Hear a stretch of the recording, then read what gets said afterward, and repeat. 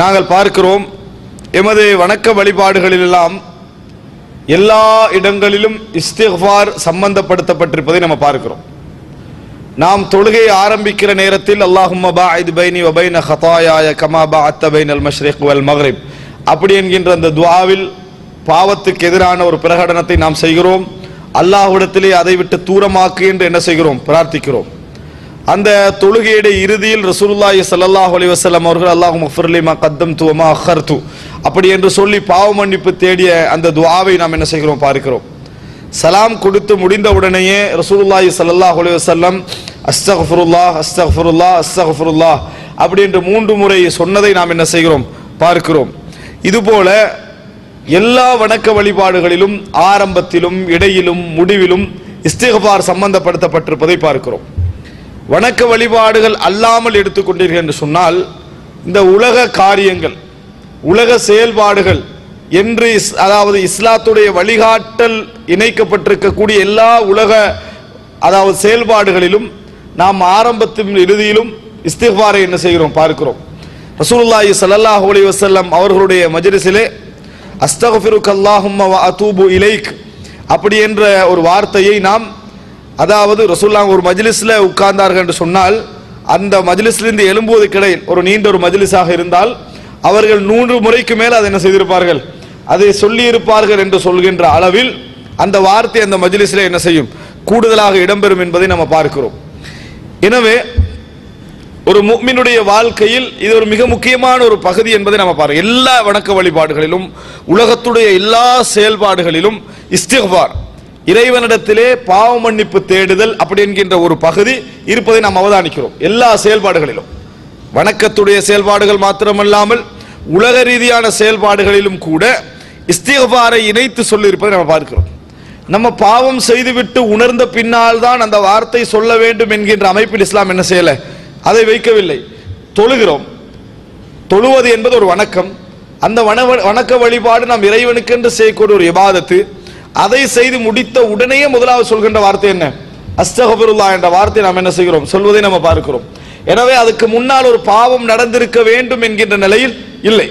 அஸ்தக்ஃபிருல்லாஹ் என்ற வார்த்தை எல்லா இடங்களிலும் ரசூலுல்லாஹி ஸல்லல்லாஹு அலைஹி வஸல்லம் சொல்லி இருக்கிறார்கள், சொல்லி இருக்கிறார்கள், சொல்ல குர்ஆனும் என்ன செய்கிறது? தூண்டுவதை நாம் எல்லாம் பார்த்து கொண்டிருக்கிறோம். இது எங்களுக்கு ஒரு செய்தியை சொல்கிறது. என்ன என்று சொன்னால் மனிதனுடைய வணக்க வழிபாடுகள் எந்த அளவுக்கு பொதுவான அமைப்பில் முக்கியமோ, துஆ என்பது எப்படி எங்களோடு பின்னி பிணைந்திருக்க வேண்டுமோ, அதில் இன்னொரு பிரதான பகுதி தான் இஸ்திக்ஃபார் என்பது, பாவ மன்னிப்பு தேடுதல் என்பது. அதுல ஆக குறுகிய சுருக்கமான ஒரு வார்த்தை அஸ்தக்ஃபிருல்லாஹ். உன்னிடத்தில் நான் என்ன செய்கிறேன்? அல்லாஹ்விடத்தில் நான் பாவ மன்னிப்பு தேடுகிறேன். அல்லது அஸ்தக்ஃபிருக அல்லாஹும்ம வ அதூபு இலைக், யா அல்லாஹ் உன்னிடத்தில் பாவ மன்னிப்பு தேடி உன் பக்கம் என்ன செய்கிறேன்? மீளுகிறேன் என்ற வார்த்தை ஒரு மனிதனுடைய வாழ்க்கையில் பல நேரங்களிலே என்ன செய்யணும்? அது இருக்க வேண்டும். அதனால் இஸ்லாம் எங்களுக்கு அதை இணைத்தே என்ன செய்கிறது? எல்லா இடங்களிலும் பாவ மன்னிப்பு தேடுதலை இணைத்து வைத்திருப்பதை பார்க்கிறோம். இது சொல்ற நபரை பொறுத்தும் அல்ல என்றதுக்கு இன்னொரு செய்தி என்ன என்று சொன்னால் ரசூலுல்லாஹி ஸல்லல்லாஹு அலைஹி வஸல்லம் அவர்களே சொல்கிறார்கள், இன்னஹு லா யுகானு அலா கல்பி வ இன்னி அஸ்தக்ஃபிருல்லாஹ ஃபில் யௌமி 100 மர்ரா. ஒரு அறிவிப்பிலே 70 மர்ரா. அதாவது வ இன்னஹு லா யுகானு அலா கல்பி, எனது கல்பிலும் என்ன செய்கிறது? ஒரு கைன், அதாவது ஒரு மனிதனுக்கு ஏற்படக்கூடிய சஞ்சலங்கள் தவறுகள் என்ன செய்கிறது? எனது கல்விலும் ஏற்படுகிறது. இன்னஹு லா யுகானு அலா கல்பி, நான் ஒரு நாளில் 70 முறை இறைவனிடத்திலே, ஒரு அறிவிப்புல 100 முறை இறைவனிடத்திலே என்ன செய்கிறேன்? ஒரு நாளில் நான் பாவ மன்னிப்பு தேடுகிறேன் என்று ரசூலுல்லாஹி ஸல்லல்லாஹு அலைஹி வஸல்லம் சொல்கிறார். இப்ப சொல்லுற நபரை எடுத்து பார்த்து கூட இது இல்லை. ரசூலுல்லாஹி ஸல்லல்லாஹு அலைஹி வஸல்லம் அவர்கள் அல்லாஹ் தஆலாவால் வாக்களிக்கப்பட்ட தேர்ந்தெடுக்கப்பட்ட சிறந்த மனிதர்களில் ஒருவர், ஒரு நபி, வஹீ இறங்கக்கூடியவர். அப்படி இருந்தும் ரசூலுல்லாஹ் என்ன சொல்றாங்க? இன்னஹு லா யுகானு அலா கல்பி வ இன்னி அஸ்தக்ஃபிருல்லாஹ ஃபில் யௌமி 100 மர்ரா, நான் ஒரு நாளில் 100 முறை என்னிடத்தில் என்ன செய்கிறேன்? பாவ மன்னிப்பு தேடுகிறேன் ரசூலுல்லாஹி ஸல்லல்லாஹு அலைஹி வஸல்லம் சொல்கிறார்கள். எனவே வணக்க வழிபாடுகள் உலகத்துடைய செயல்பாடுகள் எல்லாவற்றிலும் ஒரு முஃமினிடத்தில் இணைந்த வார்த்தையாக இருக்க வேண்டியது பாவ மன்னிப்பு. அதே போன்று சொல்லுகின்ற நபர் எவ்வளவு தூய்மையான நபராக இருந்தாலும் சரி, சொல்லுகின்ற நபர் எவ்வளவு தூய்மையான நபராக இருந்தால் அவருக்கு என்ன தேவை? பாவ மன்னிப்பு தேடுதல் என்பது தேவை என்பதை இந்த செய்தி என்ன செய்கிறது? உணர்த்துவதை நாங்கள் பார்க்கிறோம். அன்புள்ள சகோதரர்களே, இன்னொரு வகையிலும் நீங்கள் சொல்ல போனால் நாங்கள் புரிந்து கொள்ள வேண்டிய முக்கியமான செய்தி, அல்லாஹ் ரப்புல் ஆலமீனை பொறுத்தவரைக்கும் நாம பாவ மன்னிப்பு தேடுவதன் மூலம் இறைவன் மகிழ்ச்சி அடைகிறான். காரணம், நம்ம அடிமை என்பதை அதில் ஏற்றுக்கொள்கிறோம். நாம் இறைவனது அடிமை என்பதை ஏற்றுக்கொள்கிறோம். நாங்கள் ஒருவரிடத்திலே போய் ஒரு காரணத்தை சொல்லி மன்னிப்பு கேட்கிறோம் அப்படி என்று சொன்னால், நம்ம சொன்ன மன்னிப்பு உலக ரீதியாக நம்ம சொன்ன மன்னிப்பு, நம்ம சொன்ன காரணங்கள் பொய்யாக இருந்தாலும் சரி, உண்மையாக இருந்தாலும் சரி, அப்படி நம்ம மன்னிப்பு கேட்கிறோம் என்று சொன்னால் ஒரு விஷயத்தை நாங்கள் அவருக்கு தெரியப்படுத்துகிறோம். உன்னிடத்தில் நம்ம வந்துதான் ஆகணும், நான் உன்னிட்ட ரீசன் சொல்லித்தான் ஆகணும், நான் உனக்கு கட்டுப்படுகிறேன் என்ற அந்த வார்த்தையை நாங்கள் மறைமுகமாக என்ன செய்கிறோம், சொல்லுகிறோம். அதான் அரபு கவிதையிலே சொல்வார்கள், இக்பல் மையதீக முஅத்ததிரா, அதாவது உம்மிடத்திலே காரணம் சொல்லி வந்தவர் யாராக இருந்தாலும் நீ அதை என்ன செய், ஏற்றுக்கொள். அவன் உண்மையிலே அவன் சொன்ன வார்த்தையில் உண்மையாக நடந்து கொண்டாலும் சரி, இன் சதக ஃபீமா கால் அவ் ஃபஜர், அவன் சொன்னதில் உண்மையாக நடந்தாலும் சரி, பொய்யாக நடந்தாலும் சரி. ஏன் தெரியுமா, உம்மிடத்தில் யார் காரணம் சொல்லி வருகிறாரோ அவன் உனக்கு வழிபட்டுட்டான். உன்கிட்ட காரணம் சொன்னா அவனிடத்தில் வழிபடுகிறான் என்று அர்த்தம். இதனாலதான் ஹதீஸ்ல பார்க்கிறோம், ரசூலுல்லாஹி ஸல்லல்லாஹு அலைஹி வஸல்லம் சொல்கிறார்கள், லைஸ அஹதும் மின்கும், அதாவது உலகத்திலே எவரும் கிடையாது, அஹப்ப இலைஹில் உதுரு மினல்லாஹ், லைஸ அஹத் யாருமே கிடையாது, அஹப்ப இலைஹில் உதுரு மினல்லாஹ், அல்லாஹ்வை விட காரணம் சொல்லுவதை விரும்புகின்றான் வேறு யாரும் கிடையாது. காரணம் சொல்லுவதை மிகவும் விரும்பக்கூடியவன் யாரு, அல்லாஹ் ரப்புல் ஆலமீன். அஹப்ப இலைஹில் உதுரு மினல்லாஹ், ஒரு மனிதனுக்கு ரீசன் சொல்றது அப்படி என்றது பிடிக்குது.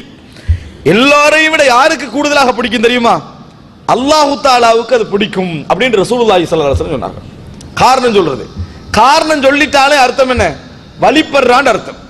இவன்கிட்டயே நான் போய் விளங்கப்படுத்திட்டு சொன்னா அது அவனை வழிபடலேன்னு அர்த்தம், அவனை புறக்கணிக்கிறேன்னு அர்த்தம்.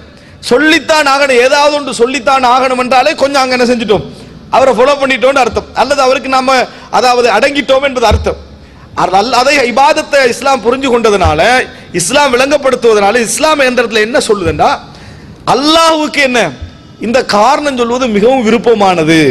ஆனால் இறைவனுக்கு காரணம் சொல்வது மனிதனுக்கு காரணம் சொல்ல வித்தியாசம் என்னன்னு சொன்னால், இறைவன் உள்ளங்களை பார்ப்பவன். நீங்க பொய் சொல்றீங்களா, உண்மை சொல்கிறீர்கள் என்பதை இறைவன் அறிந்தவன். எனவே இறைவன் காரணம் சொல்வதை விரும்புகிறான், உண்மையாக சொல்லணும். அப்ப காரணம் சொல்றது என்ன, இஸ்திக்ஃபார். காரணம் சொல்வது என்ன, இஸ்திக்ஃபார், தௌபா என்பது இறைவன் நம்ம சொல்லக்கூடிய இருக்கானே, அல்லாஹ் தெரியாம செஞ்சுட்டு, இந்த மாதிரி தவறா செஞ்சுட்டு, இதுக்கு பிறகு செய்ய மாட்டேன், இந்த வார்த்தை என்பது நீ தெரியாம செஞ்சுட்டு என்று ஏற்றுக்கொள்வது, இந்த மாதிரி நடந்துட்டு என்று ஏற்றுக்கொள்வது.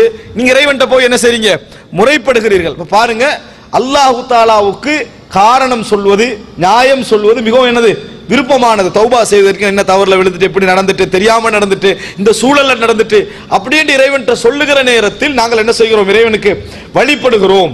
எங்களது உபூதியத், எங்களது அடிமைத்துவம் என்ன செய்கிறது, அதுல நாங்கள் இறைவனுக்கு அடிமை என்கின்ற அந்த செயல்பாடு என்ன செய்கிறது, அதிலே வெளிப்படுவதனால் இறைவன் அதனை விரும்புகிறான். ஒரு அழகான ஒரு செய்தி இது. அல்லாஹ் தஆலாவுக்கு உதுர் மிகவும் விருப்பமானது அப்படி என்று சொல்றது. எனவே அல்லாஹ்விடத்தில் நம்ம இந்த இஸ்திக்ஃபார் என்பது இறைவனிடத்தில் நம்ம சொல்லக்கூடிய ஒரு காரணம், இறைவனிடத்தில் சொல்லக்கூடிய ஒரு விளக்கம் என்பதை நம்ம புரிந்து கொள்ள வேண்டும். இது இஸ்திக்ஃபாரை பற்றி நம்ம பொதுவாக விளங்கிக் கொள்ள வேண்டிய மிக முக்கியமான செய்தி.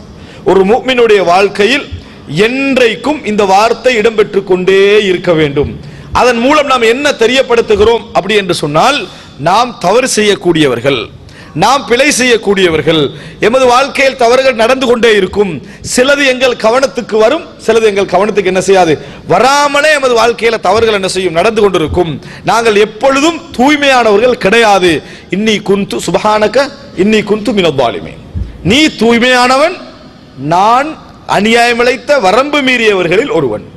இந்த வார்த்தையை யார் சொல்லணும், நபிமார்கள் சொல்ல வேண்டும், மலக்குமார்கள் சொல்ல வேண்டும், எல்லாருமே என்ன செய்யணும், இந்த வார்த்தையை சொல்ல வேண்டும் என்பதை நம்ம பார்க்கிறோம். எல்லோருமே நாங்கள் இறைவனை தூய்மைப்படுத்திடணும். இறைவனை என்ன செய்யணும், தூய்மைப்படுத்துறவன். எங்கள்கிட்ட குறைகின்ற ஏற்றுக்கொள்ள வேணும். சுப்ஹானக லா இல்ம லனா இல்லா மா அல்லம்தனா. மலக்குமார்கள் சொன்ன வார்த்தை, அல்லாஹ் எங்களிடத்துல அறிவு கிடையாது, உன்னிடத்துல நீ படிச்சிருந்த அறிவை தவிர எங்களுக்கு என்ன அறிவு கிடையாது. எல்லாம் ஒரு முஃமின் சொல்லக்கூடிய வார்த்தை. காரணம் அவன் ஏற்றுக்கொள்ளுதல். சுப்ஹானக, நீ தூய்மையானவன், நான் என்ன அநியாயக்காரர்களில் ஒருவன். இன்னி குன்து மினல் ஸாலிமீன். அன்புள்ள சகோதரர்களே, இந்த இஅ்திராஃப், இந்த ஏற்றுக்கொள்கின்ற தன்மை அல்லாஹ் தஆலா மிகவும் விரும்புகிறான் என்பதை நம்ம பார்க்கிறோம். இந்த மாதிரி விரும்புகிறான் என்பதற்காக ரசூலுல்லாஹி ஸல்லல்லாஹு அலைஹி வஸல்லம் ஒரு செய்தியை கூட என்ன செய்தார்கள், சொல்லி காட்டினார்கள். அதாவது அல்லாஹ் ரப்புல் ஆலமீன் மிகவும் சந்தோஷப்படுகிறான், ஒரு அடியானுடைய தௌபாவிலே மிகவும் சந்தோஷப்படுகிறான்.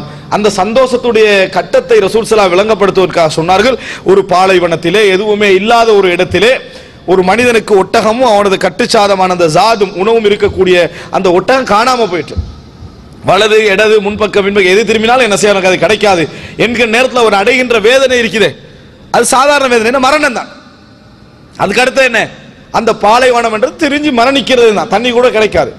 அந்த மாதிரி நேரத்தில் அவர் டயர்டில் தூங்கி எழும்பி அந்த முன்னால் அந்த வாகனத்தை கண்டு எவ்வளவு சந்தோஷம் இருக்கு.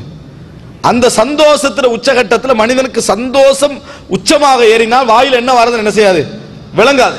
அவர் ஒரு வார்த்தை சொல்லிடுறார், என்ன, அந்த அப்திவான ரப்பு அல்லாஹ் நீதான் என் அடிமை, நான் தான் உன்னோட ரப்பு, நீதான் என் அடிமை, நான் தான் உன்னோட ரப்புன்னு சந்தோஷத்துல உச்சகட்டத்தில் வாயை தவறி என்ன செஞ்சிடறாரு, சொல்லிடுறாரு. அதை கூட அல்லாஹு தஆலா என்ன செய்ய மாட்டான், அங்க கணக்கு அங்க சொல்ல வந்த ரசூல் அங்க என்ன சந்தோஷத்துல உச்சகட்டத்தில் வாய் தவறுறது. அல்லாஹு தஆலா அந்த ஒரு மனிதன் இந்த மாதிரி சந்தோஷப்படுறானே, இதையெல்லாம் விட பன்மடங்கு என்ன செய்கிறான் இறைவன், ஒரு அடியானுடைய தௌபாவில் சந்தோஷப்படுகிறான். காரணம் அங்க என்னன்னா, நீங்க அடிமை என்பதை ஏற்றுக்கொள்கிறீர்கள். உபூதியத், நான் அல்லாஹ்வுடைய அடிமை, நான் அல்லாஹ்வுடைய, அதாவது அல்லாஹ்விடத்துல தான் நான் எல்லாத்தையும் சொல்லி என்ன செய்ய வேண்டும், அதாவது மன்னிப்பு. எந்த அளவுக்கு என்று சொன்னால் அதுல இன்னொரு விஷயத்தை புரிந்து கொள்ள வேண்டும். ஹதீஸிலே நம்ம பார்க்கிறோம், அவன் புரிந்து கொண்டால் அன்னலஹு ரப்பன் யக்ஃபிரு தம்பா. ஹதீஸ்ல வர வார்த்தை அன்னலஹு ரப்பன், தனக்கு மன்னிக்க கூடிய ஒரு இறைவன் இருப்பதை அவன் ஏற்றுக்கொண்டு விட்டான் அப்படின்னு அல்லாஹ் தஆலா என்ன செய்வான், சொல்லுவான். மன்னிக்க கூடிய இறைவன் யாரு, வமை யக்ஃபிரு ذுனூப இல்லல்லாஹ், அல்லாஹ்வை தவிர பாவங்களை மன்னிப்பவர்கள் வேறு யார் உண்டு, அல்லாஹ்வை தவிர பாவங்களை மன்னிப்பவர்கள் வேறு யார். உண்மையில இந்த உலகத்தில் நம்ம செய்யக்கூடிய குற்றங்கள் தவறுகள் என்று எதை எடுத்துக்கொண்டாலும் சரி, மனிதனாக தவறு என்று உணரக்கூடிய அமைப்பிலே படைக்கப்பட்ட தவறுகள் சிலது இருக்குது. ஷரியா மார்க்கம் எங்களுக்கு சொல்லி தந்த சில தவறுகள் என்ன செய்து இருக்குது. இந்த எல்லா தவறுகளை மன்னிப்பவன் யாராக இருப்பா, அல்லாஹ் ரப்புல் ஆலமீன் தான். அப்ப அதை நம்ம அல்லாஹ்விடத்திலே போய் மன்னிப்பு கேட்கிறோம் என்று சொன்னால் நம்ம இக்திராஃப் பண்றோம், ஏற்றுக்கொள்கிறோம். இது ஒரு பெரியோரு இபாதத், இது ஒரு பெரியதொரு வணக்கம். அப்ப இது ரமலானுக்கு மட்டும் உரிய ஒரு வணக்கம் கிடையாது, எல்லா காலகட்டத்திலும் நம்ம செய்ய வேண்டிய மிக முக்கியமான ஒரு வணக்கங்கள் உண்டு இஸ்திக்ஃபார். தினமும் இது ஒரு வாழ்க்கையில் என்ன செய்ய வேண்டும், இருக்க வேண்டும் என்பதை பார்க்கிறோம்.